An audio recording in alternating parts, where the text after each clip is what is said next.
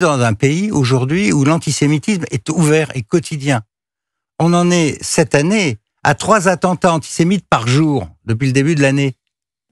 C'est au milieu de ça qu'il va déclencher ça, alors qu'on a des drapeaux palestiniens, même pour aller protester contre je ne sais quel les retraites. On parlera des drapeaux palestiniens. Donc, on est une situation gravissime. L'antisémitisme est ouvert, comme dans les années 30, mais avec la bonne conscience en plus. C'est-à-dire qu'on est antisémite au nom de la lutte antiraciste. C'est ça qui est très fort.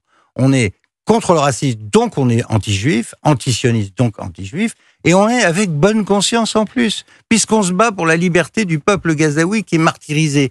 Et donc, l'État d'Israël, et c'est ça qui est gravissime, qui est né du génocide des Juifs, qui avait été créé par la communauté internationale en 1948, cet État est aujourd'hui ouvertement délégitimé à la Cour internationale de justice, à l'ONU, où on fait voter des résolutions pour dire que c'est un État génocidaire. L'étape suivante sera, on va lui enlever sa place dans la communauté internationale et sa place à l'ONU, puisque c'est un État nazi. Ils ont réussi à nazifier l'État d'Israël. Et ce discours, la France ajoute à ça, pas une reconnaissance symbolique qui ne changera pas le statut. Alors justement, c'est ça que je voulais savoir. Par contre, il a bazardé les conditions qui, elles, étaient acceptables. On pouvait reconnaître, à condition que le Hamas parte de Gaza, que les pauvres types qui sont encore dans les tunnels soient libérés, que l'autorité palestinienne soit renforcée pour prendre le contrôle de Gaza, et qu'enfin, il y ait une reconnaissance croisée. Si on crée les conditions de la paix, moi je serais le premier à dire reconnaissons et faisons les 2 États, parce que je suis pour cette solution, mais depuis très longtemps. Pourquoi ? Parce que démographiquement, si vous faites un État unitaire, les Juifs seront minoritaires, donc c'est la fin du sionisme. Ou bien, ce sera un État apartheid, ce qui est aussi contraire au sionisme.